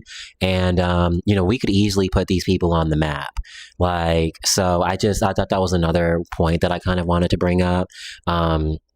Just in regards to how many struggling fashion designers or even artists like Lil Nas X, how he was struggling to get album sales and get booked places, so much to the point where he pushed himself, to the brink of almost insanity or exhaustion. And it's like, you have people like Jules who are able to just, profit so easily off of this type of culture. And I'm going to play a clip a little bit later. But I just wanted to kind of just throw that in there and just like add a little bit more context, because again, I was really discombobulated because I had to re-upload the video. So I want to just keep playing the video for you all now. Just show y'all this. I have so many little examples like of straight people just like capitalizing off of queer culture. And this kind of will lead me into like my Ryan Coolidge conversation that I want to talk about. But like, look at this shit. Like, they're literally always fucking copying us, and these are the people who get pushed to the front. Like, they will, let me not get too far ahead of myself. So but let me see. I'm all over the place. I cannot find this Jules thing, and I think that's what's irritating me. So give me 1 minute, y'all. We're going to do like a brief 2-minute intermission because I need to find this really quickly for you all, and then we can chat about it. I promise we're almost done. We're getting close to the hour 45-minute mark, and y'all, my wig is tired, so I am getting close to closing out soon.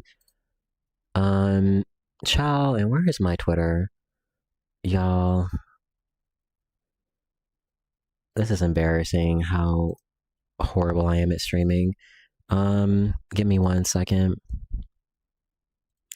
I also need to feed my cat, girl. I was supposed to feed my cat. Yeah, we definitely need a short intermission, but give me 1 second because I'm trying to find this Jules thing and I cannot find it. Jesus, fix it.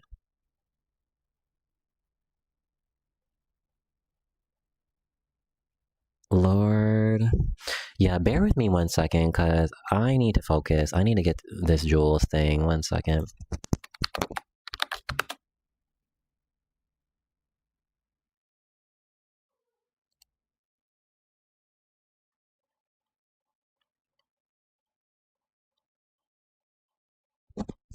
Child, I promise we're almost there. I should have been prepared. I have, okay, here it is. Yes, praise it. Praise God. Okay.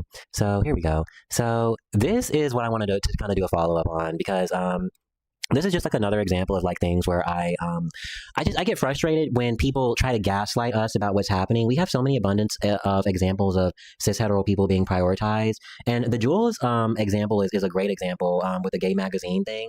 Like he literally was just coming to get a check. He did not care whatsoever about about queer culture, and it's like so after he got all this backlash, he says these interviews cost too, and it's like what you don't understand is this is so irritating to me because it's like people again just don't want to be honest about why they what part they play in the situation. He was not originally even asking people for money, but once he found out that it was a gay magazine, I think that's where he decided that he was going to go ahead and charge them because in my last video that we talked about, they already confirmed that the interview was booked. So at no point was money ever asked about. But once he realized that he actually had to talk to a gay magazine and interact with like a gay publication, that's when all of a sudden it was like, okay, no, like I don't want to interact with this. But it's like any other time, he has no issue profiting off of these, off of, our aesthetic. And it's like, it's just beyond irritating to me. Like, like I said, they, and prior to Jules doing all of this, I mean, they were just lusting after him nonstop.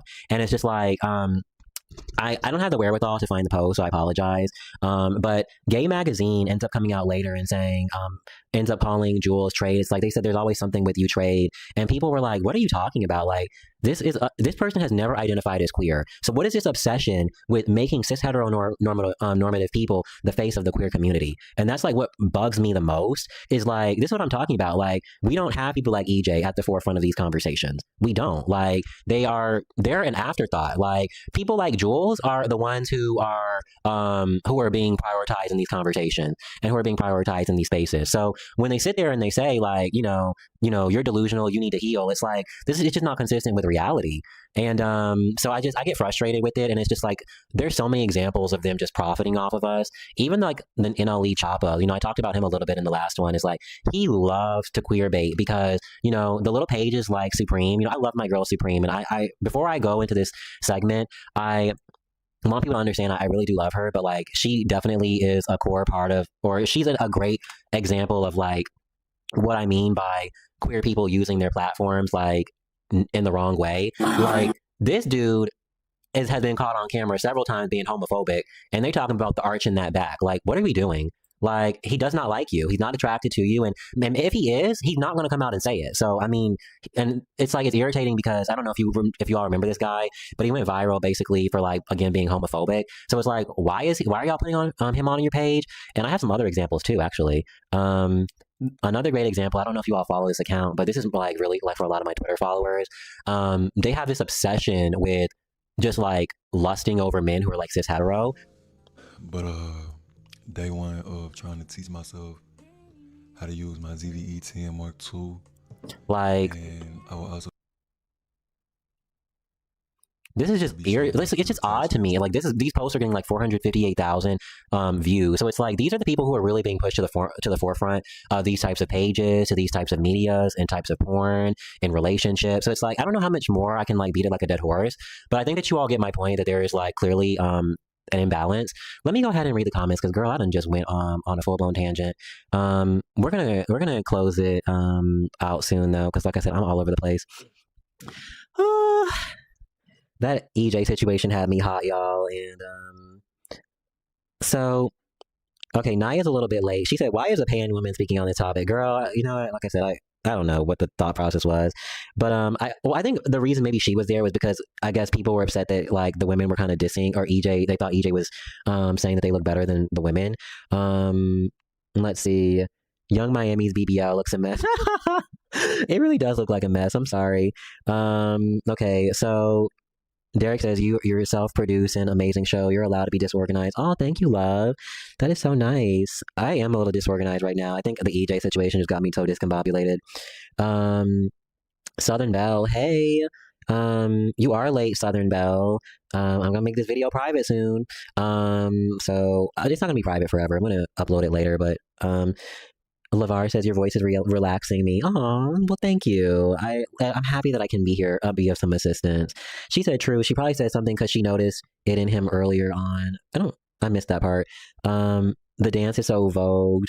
Let's see, copying and making a mockery. Let me see. Child, let me feed this cat real quick, y'all. Give me like 1 minute, and then I promise we can go back to we're gonna go to our final topic.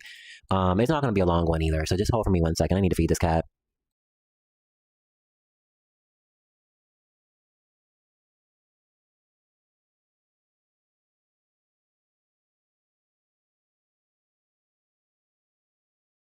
I don't know if you all have been keeping the situation, but they recently won a. Lord, all right, we're back. I had to feed my cat and turn some air on because I was getting hot over here. But okay, so moving on really to the final topic. I don't know if you all have been keeping up with the Ryan Coogler situation, but they recently won a Grammy, and kind of what's happening is the movie that they had really was kind of more so centered around like oh wait, sorry, let me get it pulled up. Basically, wait, do I have it before I get started? Because I want to make sure y'all know who we're talking about. So basically, he just won a Grammy, and he is an incredible writer. He wrote The Story of Sinners, and a lot of people love Sinners, but I think one thing that was like clearly missing was the element of queer people, and it just kind of like started this discourse around like, what do we think, or why do we think that is? Because, we understand that, kind of like we said a little bit earlier, that queer culture is ingrained into almost every aspect of Black culture. Just like we talk about how we do the clock it, the tea, the shade, all these things are ingrained into Black culture. So it's like, and this has always been the case, like throughout time. People have always been using our terms and things like that. So people were, just kind of wondering. They were like, hey, like, what is his views around, queer people, because we didn't see any queer people in in his movie. And a lot of people were actually for some reason upset by this question. And so let me just go ahead and try and see if I can find some of the tweets. So I got some of the tweets pulled up. I'm not a complete train wreck this time. So it says the Ryan Coogler LGBTQ conversation is stupid and misguided. He doesn't need to make any queer focused content, nor should he be obligated to even feature queer characters. What he should do is mentor and uplift Black queer writers and galvanize their work. And it's like, let's see if we can go. Well, I have a screenshot of this. I don't have the quote. So, and it's like, the thing is like, nobody's telling him that he has to do anything. We're asking, well, let me show you the tweet that made it go viral, because that'll give you all some more context in regards to what's going on.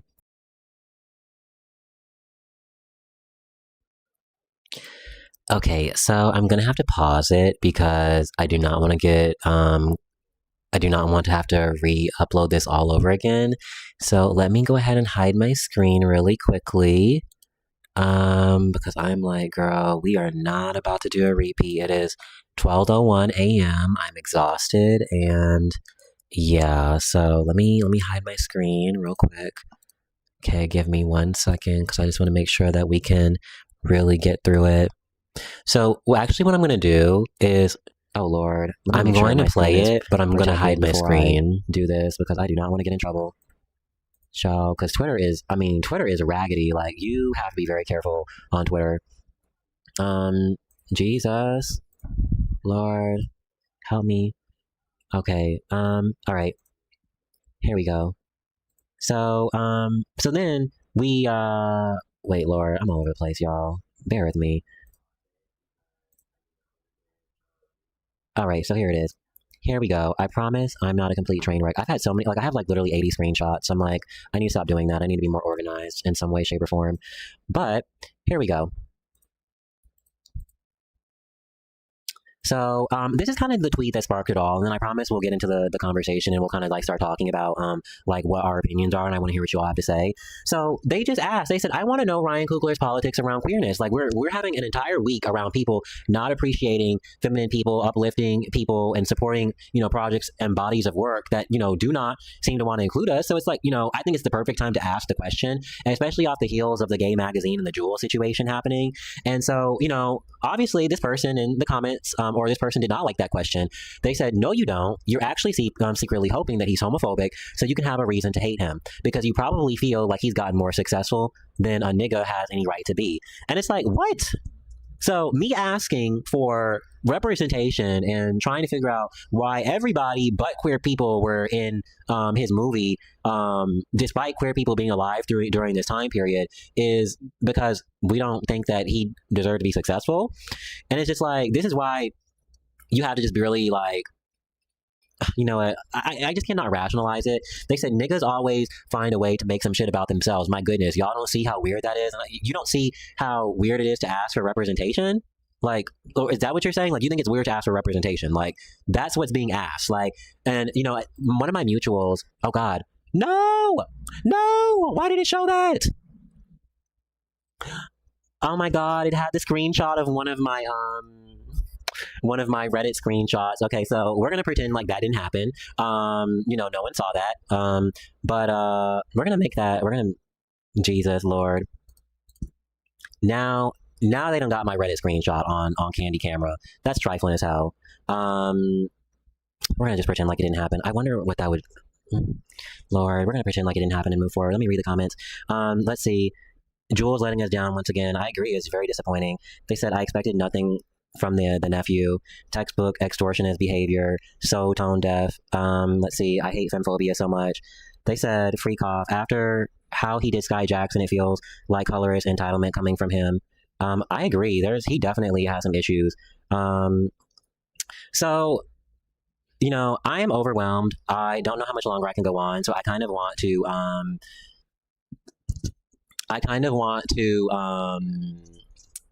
chit chat about. Okay, so I just want to give my opinion about this, and then I'm done, because y'all, I'm worn out. It's almost 2 hours. I don't know how I have had the energy. The EJ Johnson situation had me hot, but basically, for me, I have mixed feelings about this. I think that two things can be true. I think that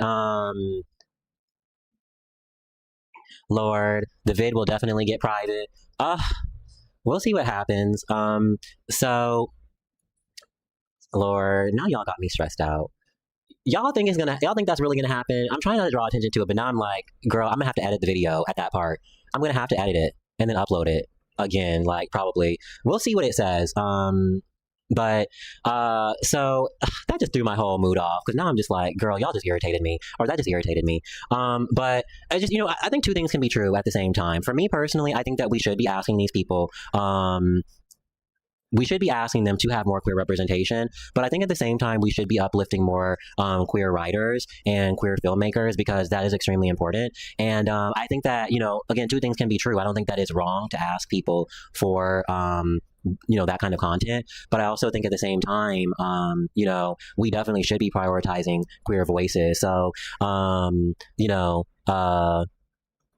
it's definitely one of those things where I'm just like, okay, we have to definitely kind of dissect the situation from two parts. So that's something to think about. If the video doesn't get approved, what I'll do is I'll just edit it, and I'll just edit the part out, if that is the case. But child, I hope that y'all didn't see that. Well, I'm gonna have to go look back and see if that did happen. Okay, so if you're confused, unfortunately, one of my Reddit screenshots did appear while I was live streaming, so I had to just completely remove the screen for a little bit, and I probably am just going to keep the screen removed for the most of the time. But I do want to go ahead and play something off that I was not able to play for you all originally. So this is just like another great example of, I think, how important it is to actually have these kinds of discussions when it comes to knowing the type of people that we're working with. And that's why I understand why this person was asking around Ryan Coogler's politic, because we have way too many people who are currently being platformed that just, do not have our best interest at heart. And it's unfortunate, but, we got to ask these questions, right? And so I want to play this off. So just to give you a little bit of context, he is the person from Beauty and Black. And pretty much he plays like a queer character who is pretty much lusted after like the majority of like the show. And it again just kind of speaks volumes to what these people prioritize in media versus what they say they do. And I just kind of want to show you the kind of people that you're actually lusting after, or not you all, but who these people are actually lusting after. Him in heaven, not because like he wouldn't send me to hell.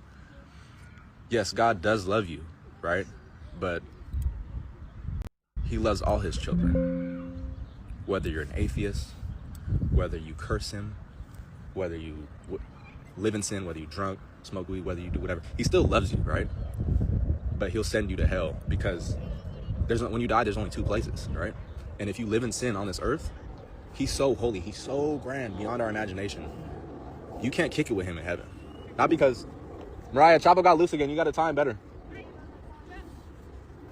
Not because he doesn't love you, but because he's so holy, he can't dwell with unholy people. And that goes for other sinners.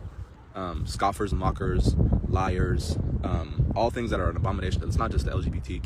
It's if you're drunk, like if you're an alcoholic, if you are a murderer, like these are all sins that God doesn't tolerate.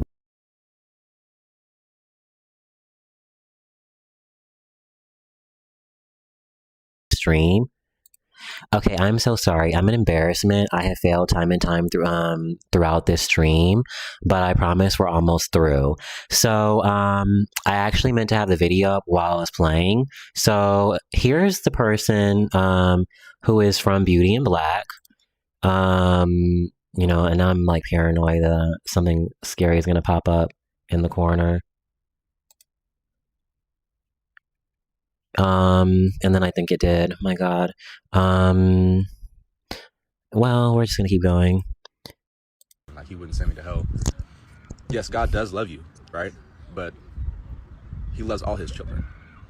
Whether you're an atheist, whether you curse him, whether you live in sin, whether you drunk, smoke weed, whether you do whatever, he still loves you, right?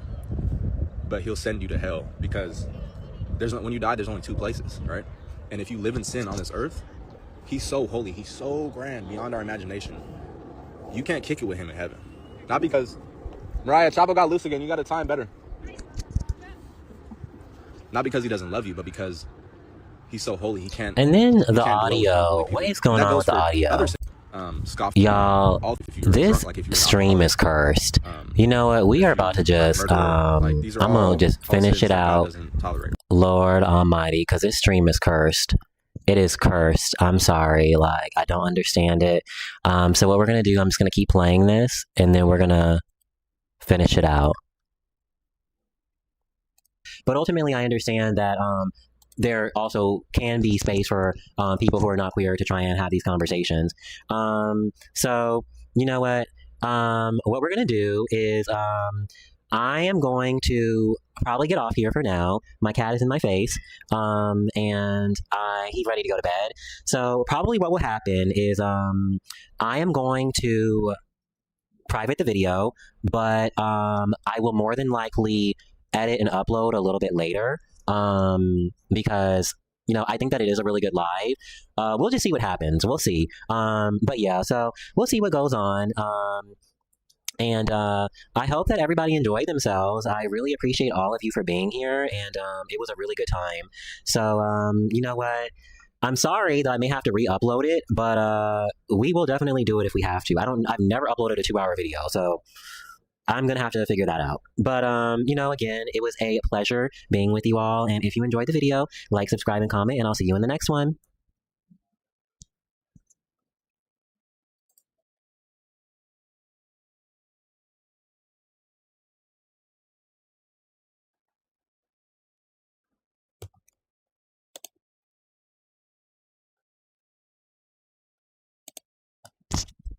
Okay, so I actually want to add in a little bit more context because I don't want to just throw you all off from that last clip that I showed.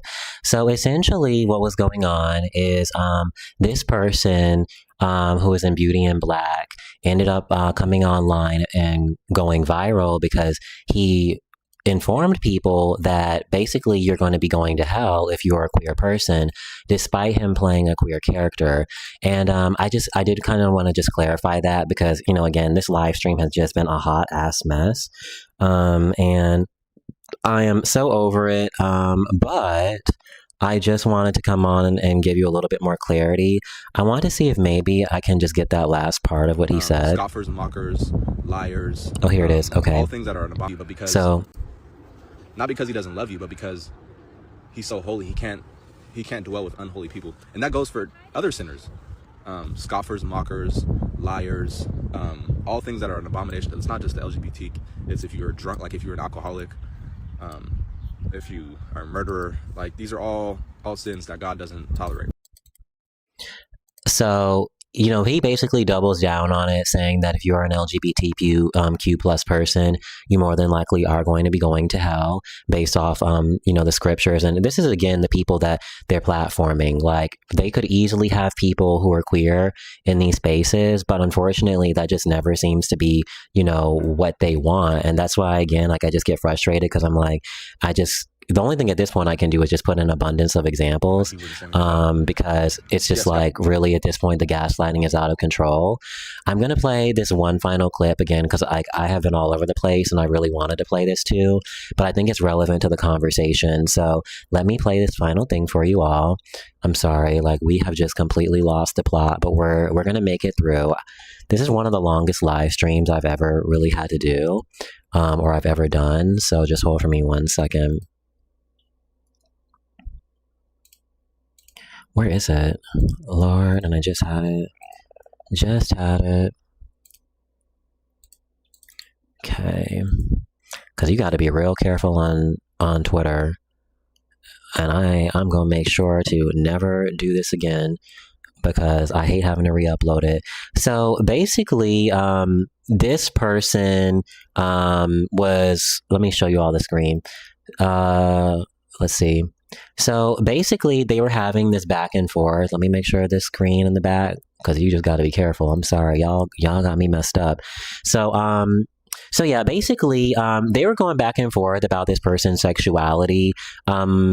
Basically, I guess the person in the top was coming at the person in the bottom, saying that he's gay, and it's kind of funny because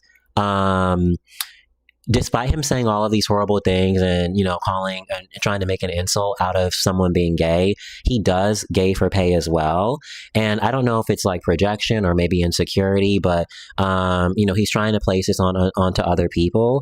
And then it's just kind of funny because a little bit later, I guess, once people start calling him queer, here's one of his responses, and I just kind of want y'all to hear. I'm speaking on this because this faggot y'all keep talking about, and I'm disrespecting or whatever the fuck. I'm not disrespecting the whole fucking community. Any faggot who was called a faggot knows that. They're not coming for the whole community. I'm calling for this nigga specifically. So yes, I'm only speaking up because a nigga I'm trying to get money with and change the narrative of the world and how this shit is going with. Y'all just turn this shit into a whole negative spill on some fuck shit. My issue wasn't with this faggot. My issue was with the bitch. And then you're gonna sit here and say, "Oh, he's calling someone a faggot. That's a derogatory term." No, it's not. He's not calling the gay community. He's not calling every twink in the damn state of Georgia a faggot. He's calling a nigga who earned the term faggot a faggot.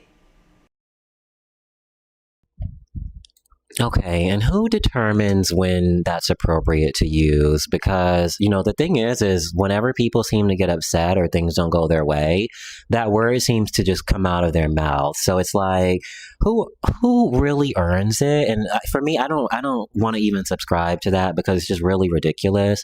But it's like the way that they try to convince themselves that they're able to separate a homophobic slur from homophobia itself is like, I mean, not only intellectually dishonest, but just borderline delusional to me. And it's like, okay, like, you know, I think it's really unfortunate that we've allowed this kind of environment to thrive for so long. People are not being told enough that they're not smart. And it's not to be ugly and like ableist, but it's like, sweetie, do not come on here and try to make yourself an authority for these subjects. And I'm not saying that she's trying to be a spokesperson for the LGBTQ plus community. What I'm more so trying to say is that you can't say that you're not homophobic and then come on here and say that someone is the F word, is my general point. Like, you either are homophobic or you're not. Like, you don't get to pretend like you're like doing some actual, or you're some kind of ally to us. You know, your allyship only seems to extend as far as, you know, your temper and us getting on your nerves, or maybe doing something that you don't like. So it's just like the way they try to separate these two and try to make, like, convince themselves, like, you know, even for example, you can do this like in another way where, I think I remember the whole Jayla Mina situation where I did a video on her about how she was offended that someone was saying the N-word. And even though this girl said, well, I'm not calling you the N-word, I'm saying she's the N-word. And Jayla was like, no, if you call her the N-word, that means that you are collectively disrespecting all of us.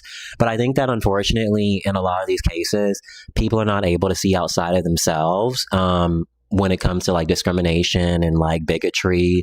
So it's really just kind of fascinating to me. Let me keep playing these though. Don't put my business out there. No, it's the fucking truth. He offered me on his birthday $7,000 to suck my dick. Him, Rich Zed, TikTok little nigga with the beard, Isaiah, right behind him. I got 6,000 for you. I could have had 13 bands right there from these little niggas looking me up. And you know what's funny? Niggas that are acting straight, so swear they gangster, all this, that, and the third, be doing that shit on the regular. Rest in peace to Jay Hefner, bro. But yeah, the truth is out here, bro. Let's keep it a buck, bro. That's my book, and that's the only reason why. That's the only reason why I don't put my business out there. No, it's the fucking truth. Lil Will tried that little fucking shit on me, bro, and he thought I was going for it because a solid ass nigga like Jay, nigga who's benching 315, nigga 6'3", who could knock niggas out. Like I said, I know real niggas who get down like that. I know niggas who kill in prison that'll still turn you out, bro. I know that for real in real life. That's why I respected them and I made the content anyway, bro. Because I know how niggas get down for real. Who you fuck don't mean nothing, bro. You got killers who suck dick. Honestly, Lil Will tried. Okay, and I just wanted to really play that for you all because, like, I just wanted to stress the importance of, like, how much money and how much attention is put into these types of people over actual content creators. Like, I know so many feminine black bottoms who are unable to get any kind of work, or even a lot of, like, tops, like, unless they're willing to lean into, like, really racist BBC archetype roles, a lot of the times, like, you don't really see them work. And it's like, but you know, you got straight men, or you know, I'm not gonna sit here and say he's straight, I don't know what he is, but you have people who do not necessarily identify as queer, really just being prioritized over all of these people. And it's very telling. And it's like, you know, again, you see the money that they're offered and like and how much time and attention they're offered, and it's just it really just again speaks to my point that this is the type of person. Let me show y'all the type of person these a lot of these men really offer me want. On his birthday. They want someone who is like this. I'm speaking on this because this faggot y'all keep talking about, and I'm disrespecting or whatever the fuck. I'm not disrespecting the whole fucking community. That's the kind of person that they like. You know, they like. I mean, they, you know, I can't even, let me not even go get really ugly with him, but you all get the point. They really, really have a fixation on having proximity to masculinity, no matter how toxic it is. So it's just like, when people come online and they try to convince me that people like EJ are being prioritized, I can assure you that they're not. And, I think that the proof speaks for itself. And if you want to challenge this, I would be more than happy to listen, but I'm going to need some examples of people who look like EJ being prioritized in this way.